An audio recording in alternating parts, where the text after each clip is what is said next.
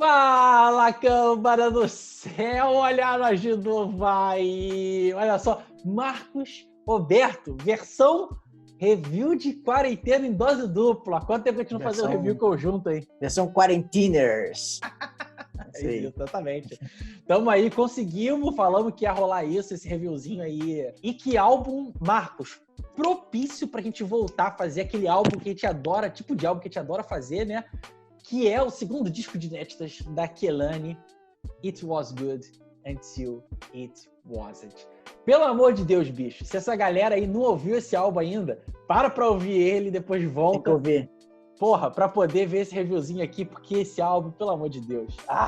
Vamos destrinchar e comentar mais sobre ele depois da vinhetinha. Foi!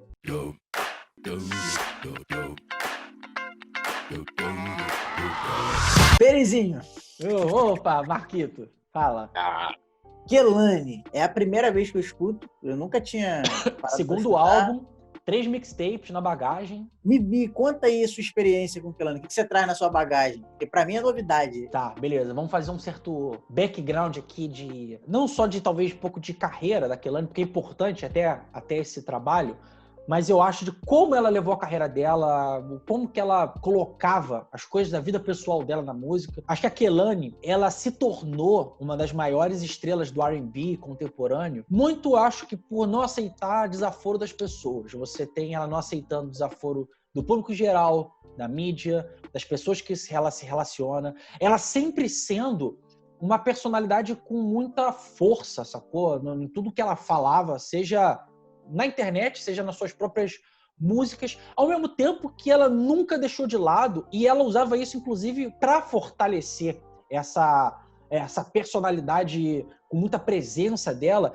os lados, eu acho que mais vulneráveis dela, com suas dores, suas paixões. Ela entende que essa dualidade faz parte da complexidade das coisas que ela aborda e do que talvez seja até a vida no geral. Eu sinto muito isso nesse disco, refletindo sobre as letras e refletindo sobre a construção musical. Dá pra sentir que é uma construção que não é superficial, né? Eu fui pesquisar um pouco, eu vi que ela teve uma série de percalços na vida dela. Acho que a melhor palavra seria dizer que moldaram ela enquanto ser humano e enquanto artista, assim. Você vê que ela vai canalizando nessa jornada dela, que tem uma coisa de introspecção. E aí o It Was Good Until It Wasn't, ele pega tudo isso e ele quebra meio o molde de como um álbum sobre, acho que um coração partindo, se recuperando, sabe? Quando aqueles álbuns de término ou de relacionamento na bad, assim, mas você tá tentando dar a volta por cima,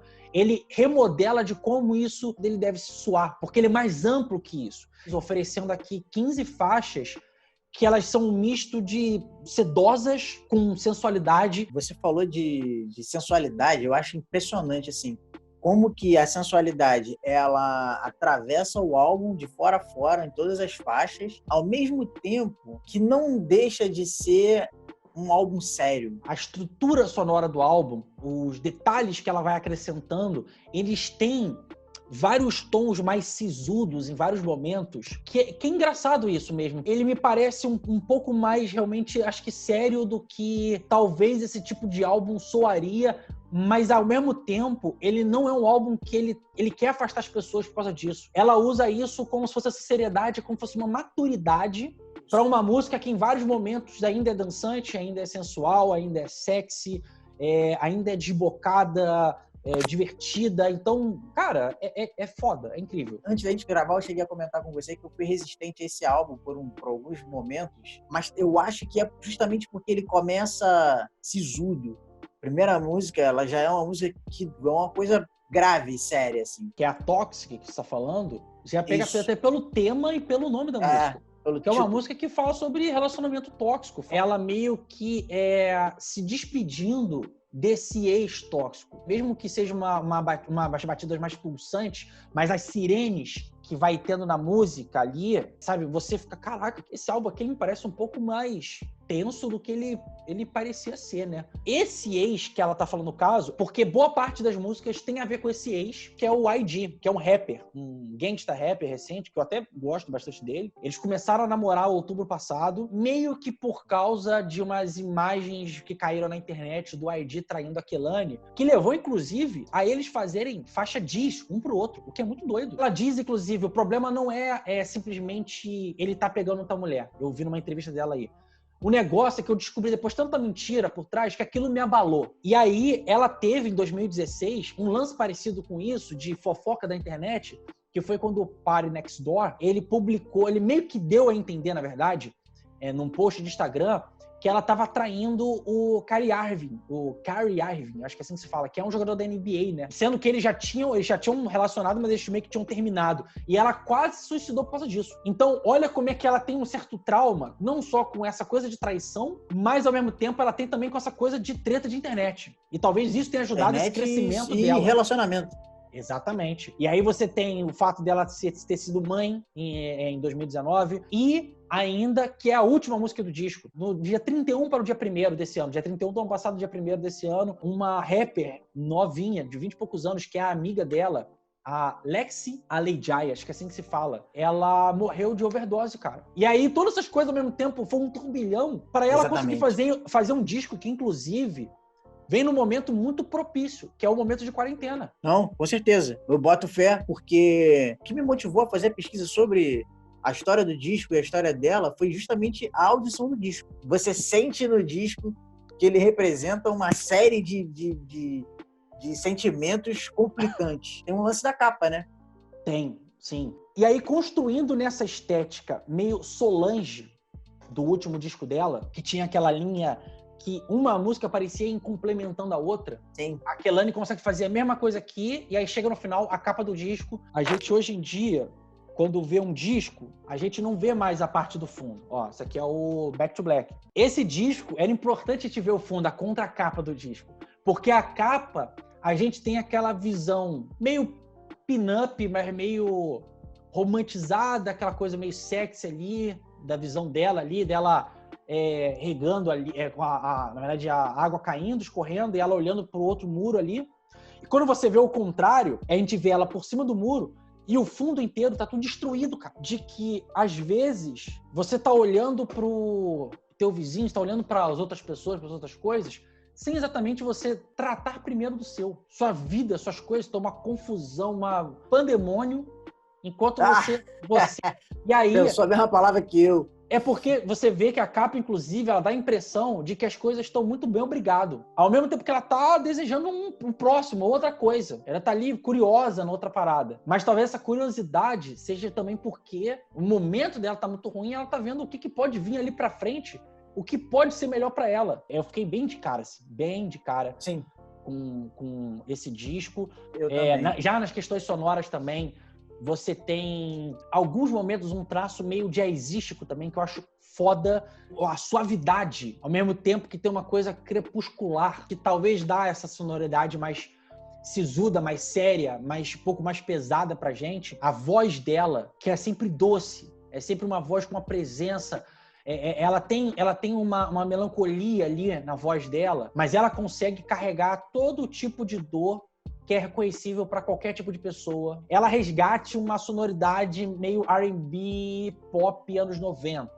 A Kelly Rowland, a Beyoncé, Destiny Child, coisa que a Ariana Grande está fazendo recentemente pra caramba, a Kali Uchis, por exemplo, mas parece coisa que, sei lá, Mariah Carey faria e ali em algum ponto ali da carreira ali. Eu acho que ela consegue juntar bem essas vibes com umas coisas tipo, sei lá, o antes da Rihanna, o lado mais rap, mais soturno, assim, mas parecendo o Earl Sweatshirt, ou até que o Tyler talvez teria. Ela consegue mesclar bem esses pequenos elementos sonoros, os graves, às vezes, o tipo de baixo que é colocado no trabalho, que eles são retumbantes de um jeito meio obscuro, ou quase filme de terror em alguns momentos. Você falou aí sobre essa mescla de um rap mais prensado e um jeito de cantar mais R&B. Os arranjos vocais do disco como um todo intercalam essa coisa de uma abordagem que vai do pop pro R&B,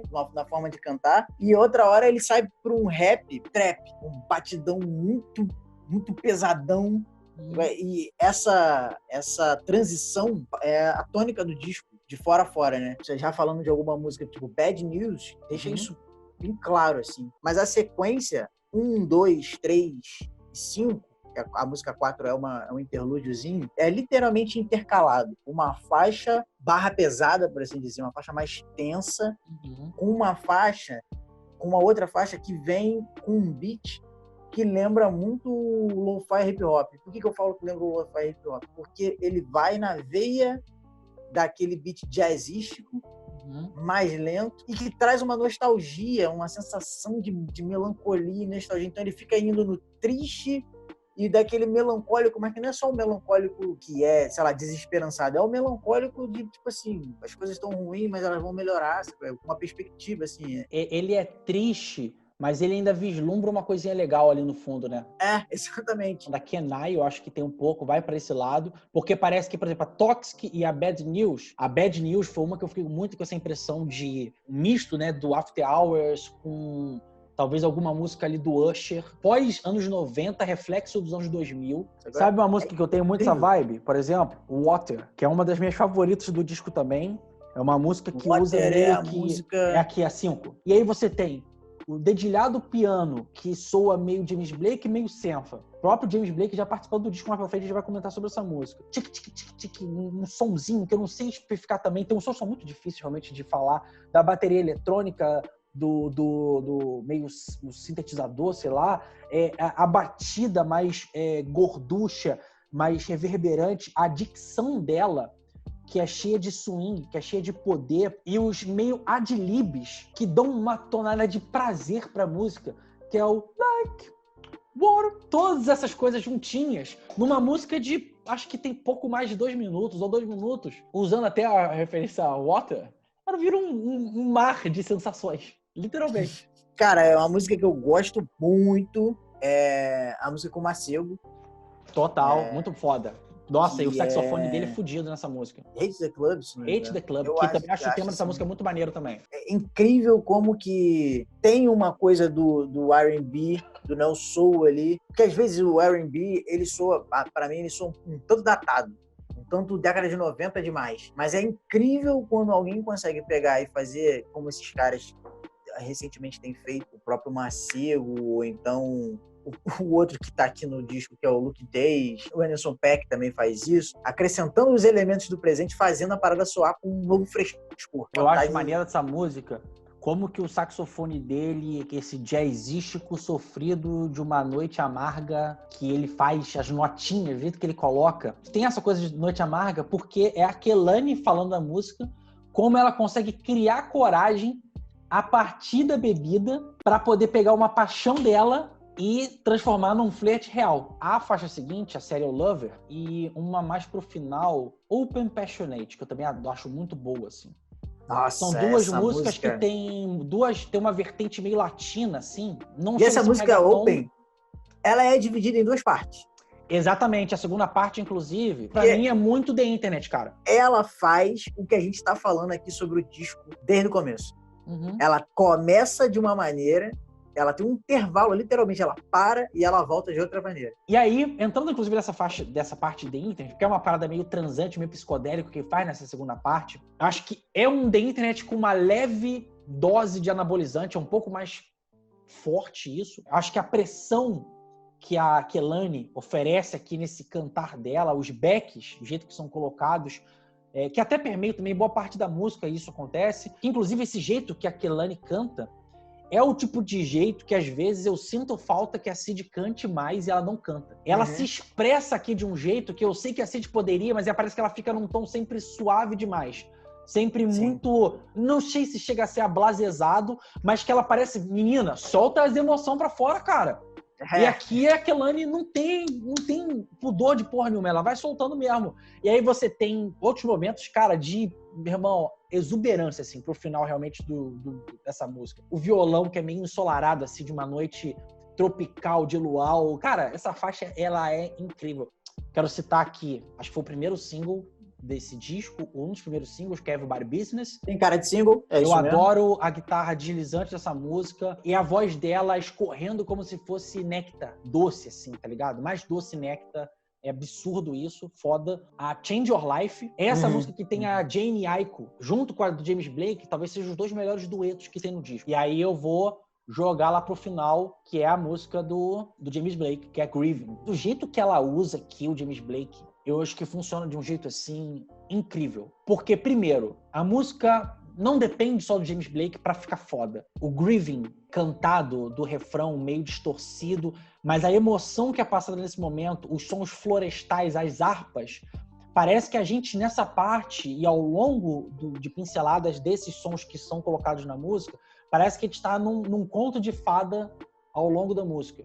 Conto de fada. O James Blake tem essa qualidade de conseguir construir essas sensações. Que elas são sensações muito oníricas, muito diferentes. Ao mesmo tempo, ele dá uma amplitude, uma densidade para a música, que, por exemplo, só o trecho dele, ele ali em si, ele usa a música como se fosse uma música dele. As frustrações apaixonadas dele, a tristeza apaixonada dele ali naquele momento, não é pertencente a uma música da Kehlani, parece pertencente a uma música dele.